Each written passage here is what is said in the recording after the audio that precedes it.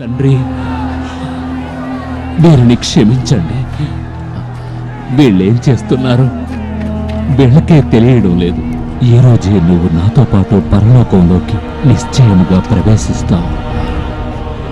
అమ్మా, అదిగో అతనే నీ బిడ్డ, సహోదరుడా, ఆమె నీ తల్లి. ఓ నా దేవా, నా దేవా, ఎందుకు నా చెయ్యి విడిచిపెట్టావు? నాకు దాహంగా ఉంది. అంతా సమాప్తమైనది. తండ్రి, మీ చేతులకు నా ఆత్మను. ప్రభువును రక్షకుడునైన యేసయ్య పరిశుద్ధమైన నామమున ఈ కార్యక్రమాన్ని వీక్షించుచున్న ప్రియులైన మీ అందరికీ నా హృదయపూర్వక వందనాలండి. మరొకసారి మనము ప్రభు అయిన యేసుక్రీస్తు వారి యొక్క శిలువ శ్రమలను జ్ఞాపకం చేసుకొనొచ్చు. ఈ రీతిగా వాక్య ధ్యానాన్ని కలిగి ఉండటం అనేది దేవుడు మనకు అనుగ్రహించిన గొప్ప ఆధిక్యత. ప్రియులారా, లోకంలో ఒక వ్యక్తి శ్రమ పడితే అది ఎంతో బాధాకరం. కానీ విచిత్రమైన విషయం ఏంటంటే, యేసు ప్రభు వారు మన కొరకు భయంకరమైన శ్రమను అనుభవించారు. అది మనకెంతో ఆనందకరం. దాని నిమిత్తం మనం బాధపడాల్సిన అవసరం లేదు. అయ్యో నీకెందుకయ్యా ఎన్ని శ్రమలు అని. మన నిమిత్తం ఆయన భరించడం ద్వారా మనకు గొప్ప ఆదరణ, ఆనందం, ధన్యత మనకు అనుగ్రహించబడ్డాయి.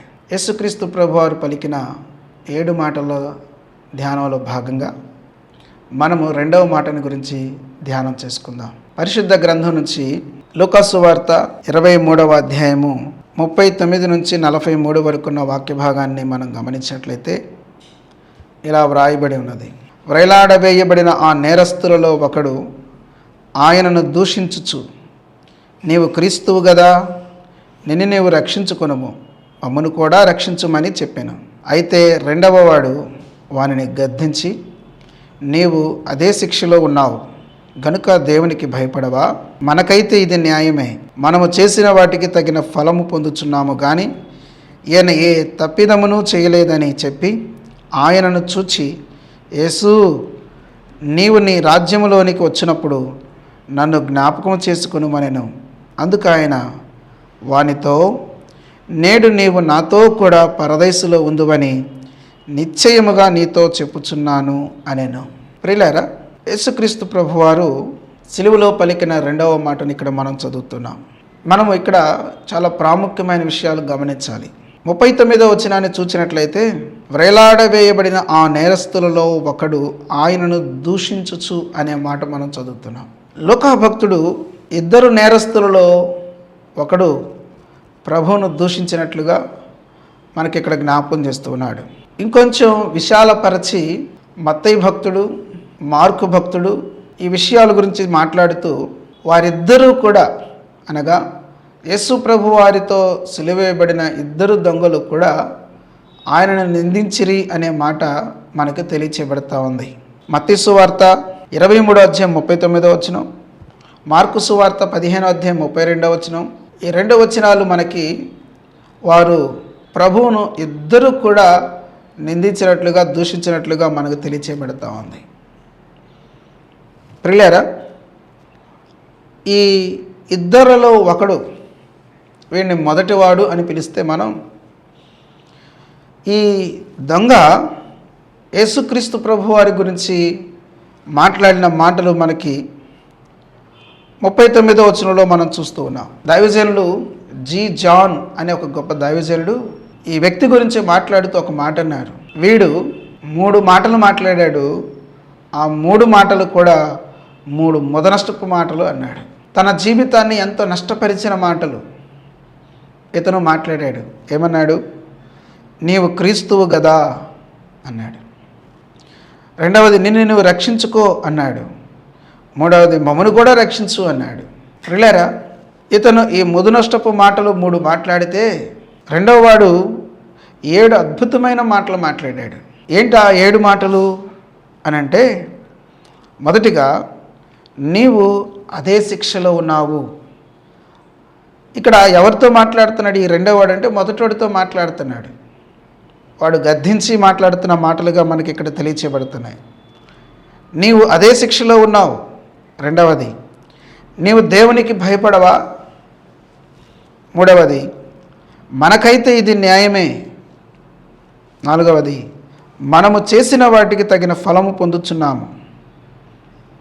5వది, ఈయన ఏ తప్పిదము చేయలేదు. 6వది, యేసు నీవు నీ రాజ్యంతో రాబోతున్నావు అనగా ఆయనకు రాజ్యం ఉన్నదని గుర్తించి మాట్లాడుతున్నాడు.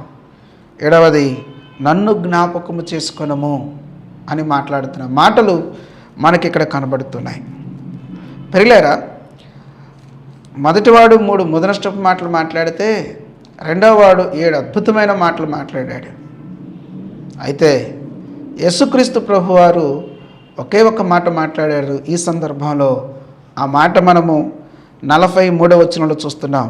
అందుకు ఆయన వానితో అనగా రెండవ నేరస్తునితో మాట్లాడుతున్న మాటలు మనకు కనబడుతున్నాయి.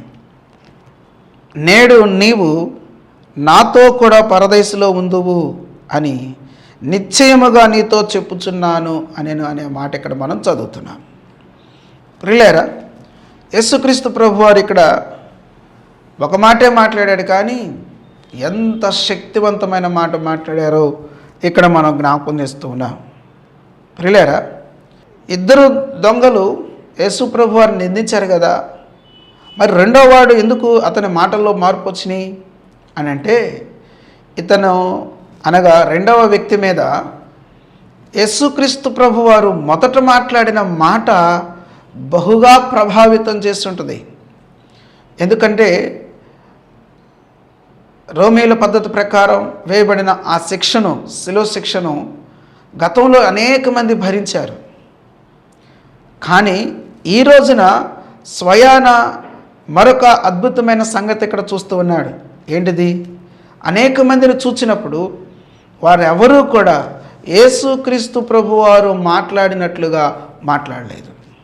అనేక మంది సిలువేయబడ్డారు. వారు భయంకరమైన బూతులు తిట్టడమో, శాపనార్థాలు పెట్టడమో, ఘోరాతి ఘోరంగా మాట్లాడడమో చేసేవారట.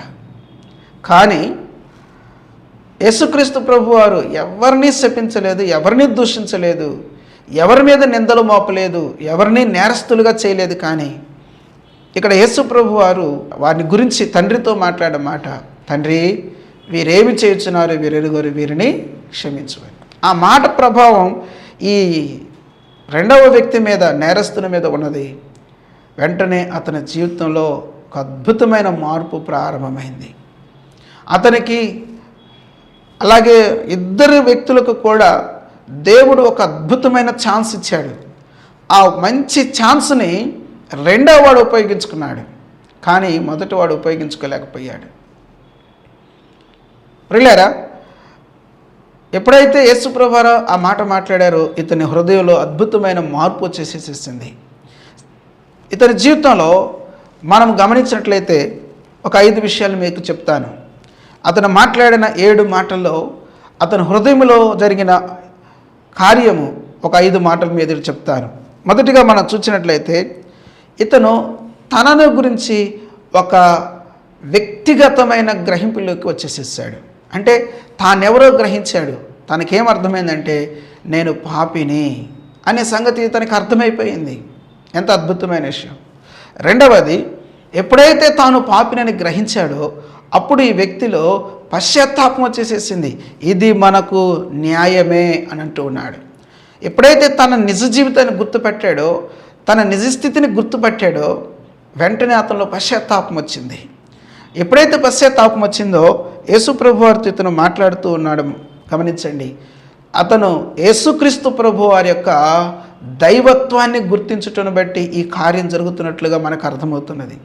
యేసు ప్రభువారి యొక్క దైవత్వాన్ని గుర్తుపట్టాడు. అందుకని ఇక్కడ అంటాడు, నీవు దేవునికి భయపడవా. యేసు ప్రభువారి యొక్క దైవత్వాన్ని గుర్తుపడుతున్నాడు. ఈయనలో ఏ తప్పిదము లేదు. తప్పిదము లేని వ్యక్తి అంటూ ఎవరున్నారంటే దేవుడే. యేసుక్రీస్తు వారి యొక్క దైవత్వాన్ని ఇతను గుర్తుపట్టాడు. 4వది, ఈయన కేవలం దైవత్వం కలిగిన దేవుడు మాత్రమే కాదు, ఈయనకు ఒక గొప్ప రాజ్యం ఉన్నది అనే సంగతి ఇతనికి అర్థమైంది. ఆయన రాజు అనే సంగతి. 5వది, ఆయన రాజ్యముతో రాబోతూ ఉన్నాడు అనే సంగతి కూడా ఈ వ్యక్తికి అర్థమైంది. ప్రియులారా, తన వ్యక్తిగత జీవితాన్ని గురించిన గ్రహింపు, అలాగే పశ్చాత్తాపం, అలాగే ప్రభు యొక్క దైవత్వాన్ని గుర్తించటం, అలాగే యేసుక్రీస్తు ప్రభు వారు ఒక రాజు అని, ఆయనకు ఒక రాజ్యం ఉన్నదని, అలాగే ఆయన తన రాజ్యముతో రాబోతూ ఉన్నాడు అని ఈ విషయాలు గ్రహించిన వ్యక్తి ప్రియులారా ఈ రెండవ వ్యక్తి. ఎంత అద్భుతమైన విషయం. అందుకని యేసుప్రభు వారి వైపు తిరిగి ఈ మాటలు అంటున్నాడు, నీ రాజ్యంతో వచ్చినప్పుడు నన్ను జ్ఞాపకం చేసుకో అని. ఎప్పుడైతే అతను ఈ మాట మాట్లాడాడో అప్పటికే దేహమంతా భయంకరంగా తయారైపోయింది. ఆ రోమీల పద్ధతిలో యేసుప్రభు వారిని ఆ ఘోరమైన శిక్షలో పూర్తిగా ముంచి పడేసేసారు. ఎంత భయంకరమైన శిక్ష. ఆ పరిస్థితులు అనిపించిన యేసుక్రీస్తు ప్రభు వారిని చూచి నన్ను జ్ఞాపకం చేసుకో అంటే అంత ఘోరమైన స్థితిలో కూడా యేసుక్రీస్తు ప్రభు వారు ఆ దొంగ వైపు చూచి అంటాడు, నేడే నీవు నాతో కూడా పరదైసులో ఉంటావు అన్నాడు. ఎంత అద్భుతమైన మాట ప్రియులారా. జాగ్రత్తగా వినండి. ఇక్కడ కూడా మనం గుర్తించాల్సిన కొన్ని సత్యాల మీద తీసుకొస్తాను. యేసుక్రీస్తు ప్రభువారు ఆ వ్యక్తిని గురించి ఈ రీతిగా మాట్లాడటంలో ఉన్న అద్భుతమైన విషయం ఏంటంటే, ఒక వ్యక్తి తన జీవితాన్ని, తన వ్యక్తిగత జీవితాన్ని సరైన రీతిలో ఆలోచన చేసుకొని తన ఒక శ్రేష్టమైన గ్రహింపులోకి వచ్చేసేస్తే ఆ వ్యక్తిలో పశ్చాత్తాపం వస్తుందని చెప్పుకున్నాం కదా. ఎప్పుడైతే ఒక వ్యక్తి తన విషయంలో దేవుని దగ్గర పశ్చాత్తాపడతారో ఆ వ్యక్తికి వెంటనే క్షమాపణ అనుగ్రహించబడుతుంది అనే ఒక అద్భుతమైన మాట ఇక్కడ మనకి జ్ఞాపకం చేయబడుతుంది. నేటికి ప్రియులారా, మేధావులు అనబడుతున్న వారు సహితం ఒక అద్భుతమైన సత్యాన్ని గుర్తించలేకపోతున్నారు. నేను వారిని నిందించాలని, దూషించాలని ఏ భావం, ఏ క్వశ్చన్ నాకు లేదు. కానీ వారి మేధావితనం కేవలం భౌతిక సంబంధమైన జీవితం వరకే సరిపోతుంది. కానీ ఆధ్యాత్మిక సంబంధమైన సంగతుల దగ్గరికి వచ్చేసరికి వారి మేధావితనం దేనికి పనికి రావట్లేదు. ఎందుకు అని అంటే వారు లోకంలో మేధావులుగా గుర్తించబడుతున్నారు. కానీ దైవ సంబంధమైన విషయాల దగ్గరికి వచ్చేసరికి వారి మాటలు ఎంతో తేలిపోతున్న మాటలుగా ఉన్నాయి. ఎందుకు అని అంటే నేటికి కూడా వారు భావిస్తుంది ఏంటంటే మనమేదో చేయటం బట్టి పాపక్షమాపణ పొందుకుంటాము అని. ప్రియులారా, మనుషుని యొక్క ఏ ప్రయత్నము కూడా ఒక మనిషిని పాపక్షమాపణలకు తీసుకుని వెళ్ళగిన శక్తి కలిగినవి కాదు. మనుషుని యొక్క ప్రయత్నాలు, మనుషుని యొక్క క్రియలు, మనుషుని యొక్క మంచితనం, మనుషుని యొక్క నీతి. దేవుని దగ్గర నుంచి ఒక వ్యక్తి క్షమాపణ పొందుకోవాలని అంటే తనంతట తానుగా ఏమి చేసినా పొందుకోవటం అసాధ్యం. మరి ఎలా సాధ్యమవుతుందనంటే మొట్టమొదటిగా తన స్థితిని తాను గుర్తించి ఎప్పుడైతే తాను పశ్చాత్తాపడతారో అప్పుడు ఆ వ్యక్తి క్షమించబడతారు అనే ఒక అద్భుతమైన సత్యం ఇక్కడ మనకి తెలియచేయబడుతూ ఉన్నది. అంత మాత్రమే కాకుండా ప్రియులారా, ఇతని జీవితంలో మనకు కనబడుతున్న మరొక అద్భుతమైన విషయం ఏంటి అని అంటే, ఎప్పుడైతే ఒక వ్యక్తి తన జీవితంలో పశ్చాత్తాపడటం జరుగుతుందో ఆ వ్యక్తి దైవ సంబంధమైన వ్యక్తిగా మారిపోతూ ఉన్నాడు. ఎంత అద్భుతమైన విషయం అండి, ఎంత ఆశ్చర్యకరమైన విషయం. ప్రియులారా వినండి, జకర్యా గ్రంథంలో 8వ అధ్యాయంలో ఒక మాట మనం చదువుతాం. నేను ఆ మాట మీ ఎదుటి తీసుకొస్తాను. 6వ వచనం చదువుకుందాం. సైన్యములకు అధిపతి యెహోవా సెలవిచ్చినదేమనగా, ఆ దినములందు శేషించిన జనులకు ఇది ఆశ్చర్యమని తోచినను నాకును ఆశ్చర్యమని తోచునా. ప్రియులారా, దేవుని కార్యాలు మనకు ఆశ్చర్యంగా తోచవచ్చేమో, మనకు అర్థం కాకపోవచ్చేమో, కానీ అవి దేవునికి కూడా అర్థం కాని విషయాలు కావు, దేవునికి ఆశ్చర్యకరమైన విషయాలు కావు. ఎందుకు నేను ఈ మాట చెప్పానంటే, ఇంత ఘోరమైన తప్పిదాలలో బ్రతికిన వ్యక్తి ఒక్క క్షణములో ఎలా క్షమించబడతాడు, ఒక్క క్షణములో దైవ సంబంధ వ్యక్తిగా ఎలా మారతారు అని అంటే, అవును ప్రియులారా, ఇదే ఆశ్చర్యకరమైన విషయం. ఏమిటి అని అంటే, దేవుని దగ్గర ఆయన ఇచ్చే క్షమాపణలో అంత గొప్ప శక్తి ఉన్నది అనేది ఈ వాక్యం, ఈ మాట మనకు జ్ఞాపకం చేస్తున్న సత్యం. ఒక వ్యక్తి పశ్చాత్తాపడితే ఆ వ్యక్తికి వెంటనే క్షమాపణ, ఆ వ్యక్తి పశ్చాత్తాపడితే వెంటనే ఆ వ్యక్తి దైవ సంబంధమైన వ్యక్తిగా మారిపోతూ ఉన్నారు.